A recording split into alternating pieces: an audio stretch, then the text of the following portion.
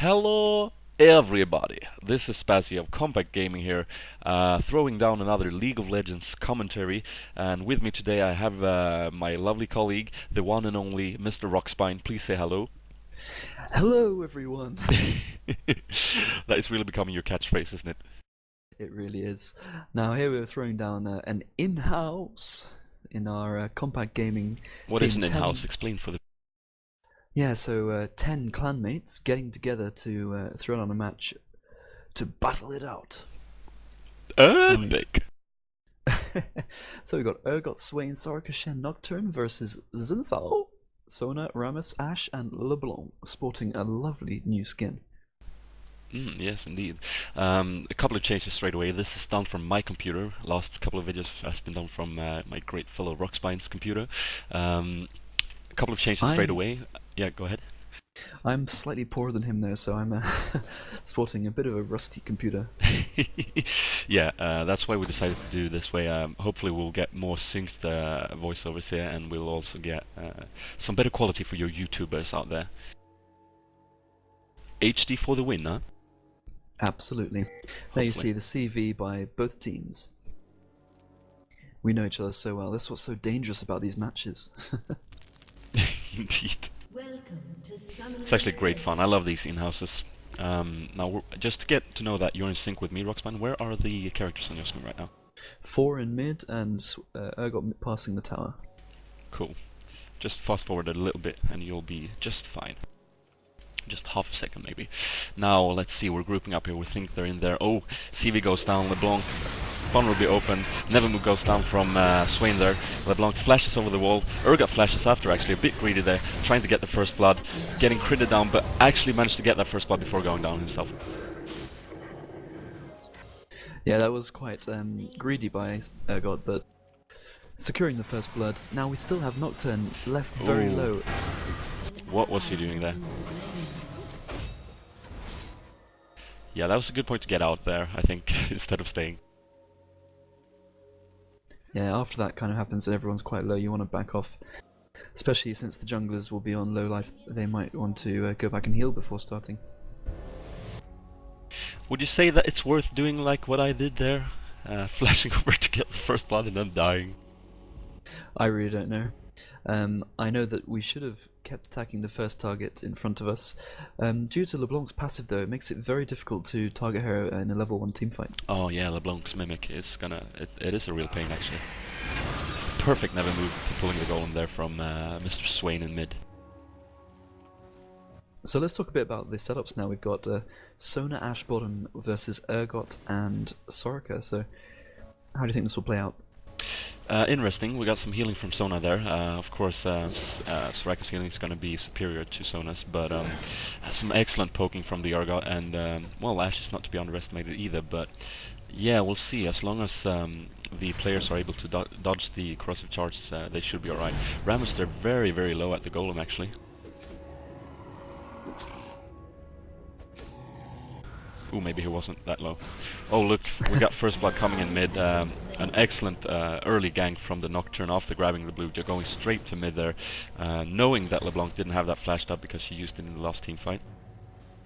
Yeah, that piece of knowledge is very useful when you're trying to gank, when you know exactly what summoner spells the champions have available. Swain getting some early damage on that turret. And you can see some some funny chat going down there, just ignore that. Bit of banter, as we say in England. Don't know what that means, but it sounds fancy.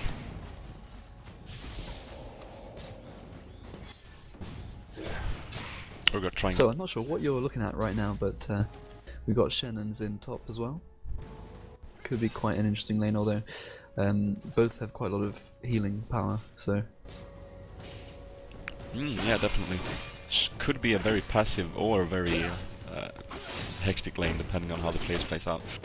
Getting some harassment there on both players, both on half HP, but they're just going to regen that up due to Shen's Vorpal Blades and Zinchao's passive there.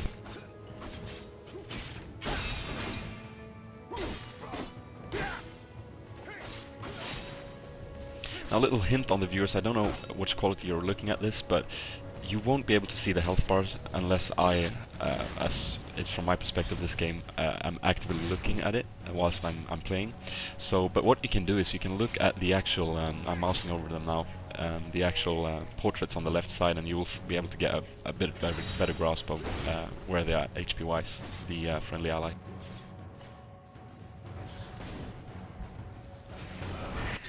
Yeah, Urgot now getting the combo off bottom, causing a lot of harassment to Sona. The range on that thing is just unbelievable. So yeah, I know we talked about it a bit before, but a bit more about the mana problems for Urgot. I mean, he's using a lot of different abilities. Yeah, it's very interesting in that way. It is a ranged DPS champion that actually doesn't use the auto attack that much for dealing the damage. We got a ping in mid, Nocturne there fighting off Rammus, very low HP but double buff both of them. There comes a never move from Swain. It looks like it's supposed to hit but it doesn't. Swain flashing out of the way, LeBlanc putting some damage on Nocturne, and unfortunately he goes down. There goes the Mimic, I mean. Ooh, will the Ignite be enough? It is, and Swain picking up a kill there, getting away on 131 HP. Yeah, again, good example there of using your flash at the very last minute, because the other team is bound to get very greedy if you look like you're on very low life. Here comes some Acid Hunters on Ashy for some damage. Sona coming in to heal.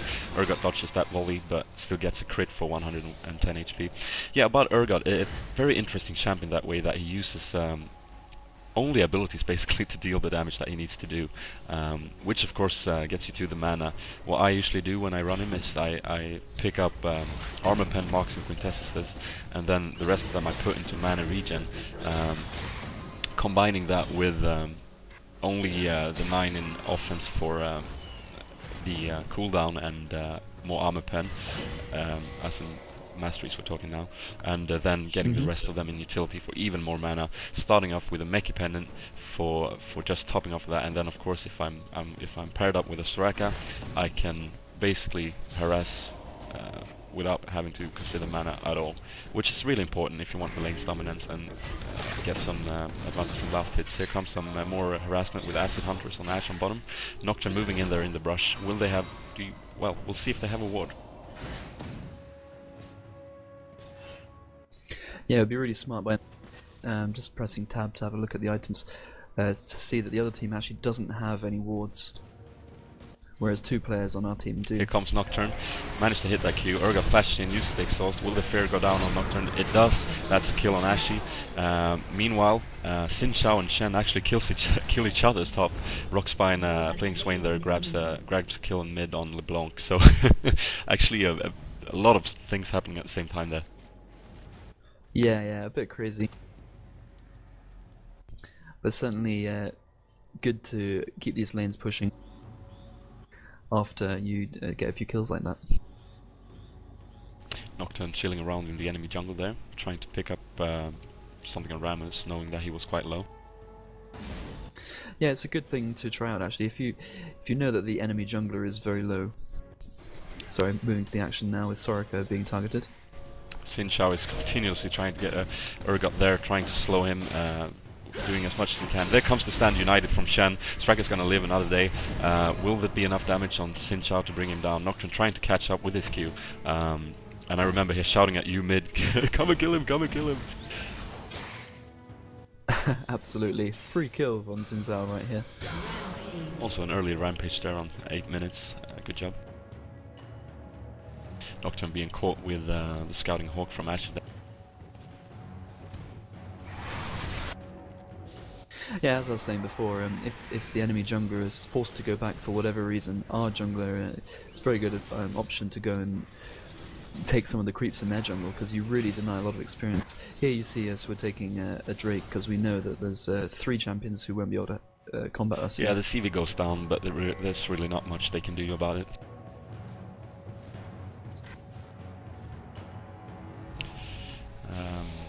So, do you want to say something about the Shen actually being very, very mobile in this type of game with the teleport as well? Yeah, definitely. As you could see there, being able to use Stand United to just come down and team fight in another lane, and then just jumping straight back into the top lane to either defend turret or keep pushing, is just very brilliant. Well, I've just noticed you had 1.85k at the moment. Did I? Oh yeah, I bought a straight mana mute. Unfortunately, Soraka's TP was a bit late, and the team pick up on that. Not very well played there by us, I must say, but yeah, as long as it's Soraka. Yeah, pretty useless champion. Now, about the Manamune here, I've actually managed to get that pretty darn early in this game, and that is basically, in my opinion, all the damage you need on Urgot. Here we see Swain being supplied with his first blue. It's gonna be pretty dominant for him in lane. Yeah, certainly. Again, like in the last match we commentated, I spoke a bit about Chalice of Harmony. On a mage champion which has very low cooldowns and very low mana costs, they're getting another kill on LeBlanc.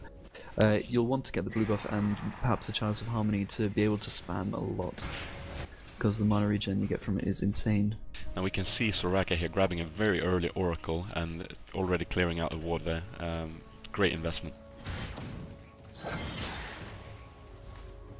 Clearing out 2 wards actually. Now that's going to leave bottom to have to play a bit more defensive, being very scared of that Nocturne ganking, and that is of course going to be great for us, picking up our minion kills and getting ahead of the curve there. Now we see Nocturne trying to get a gank bottom, but not going to do that after all, going to farm some creeps to the left. But yeah, bottoms, as you can see, the champions can't really stay in view of the minions even, because of the fact that they don't know if Nocturne is there. Yeah, they're constantly throwing down the CV because they're unable to get a ward out. You can see some more great harassment in mid. There comes the position reversal from Urgot. Nocturne going in with Paranoia, getting that stun on Ashe. Now unfortunately the Cross Shard actually hits the Sona instead, so a lot of damage going down on Sona instead of Ashe, unfortunately. Shen stands united just to keep pushing that lane. Urgot flashes in, gets that Ian. Will the Q be in range? It is, and that's a kill. Rammus comes in, throwing down the taunt, but they don't have the damage to follow up, so it's pretty darn useless. Here comes Shen. Ooh, just missing that taunt. Yeah. Meanwhile, we've got a kill mid, another kill for Swain on LeBlanc. LeBlanc is having a really tough early game, it seems. Which is surprising. Wouldn't you say that it's a pretty hard combo for Swain? Or yeah, I mean, with the silence as well, if played correctly, could be very dangerous for any mage. And you do want LeBlanc to get a lot of farm. She really should at this stage be ganking, because that is what she does best in the mid game. see bottom getting a bit crazy, but Ashe is taking a lot of damage from that Acid Hunter now. Sona coming in to heal her just at the right time, and we're forced to back off here, I think. Rammus making sure. Here comes LeBlanc, but putting himself. Sorry, mate, continue. Putting himself in a very dangerous position. Now we're forcing all the team to move to bottom lane, which gives Shen and Swain the chance to push a little bit. As you can see, LeBlanc moving in there, and due to the very dominance in mid, she doesn't have any damage at all at this point.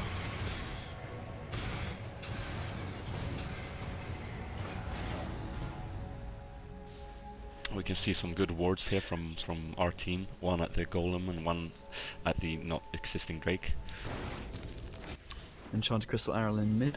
Won't be enough, so we get the turret. I don't know what LeBlanc is doing here, but that's a bit risky. Now here comes Rammus from behind. Great position reversal there, getting away, and they're just not going to catch up due to the slow, and Swain being there with his never move.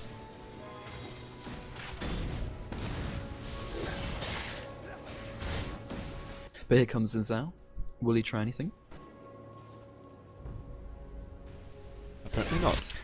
The opposition certainly knows now to group up, because if they want to have a chance to get back into this game, they're going to have to get a few more kills together and get assists on everyone. Very true. CV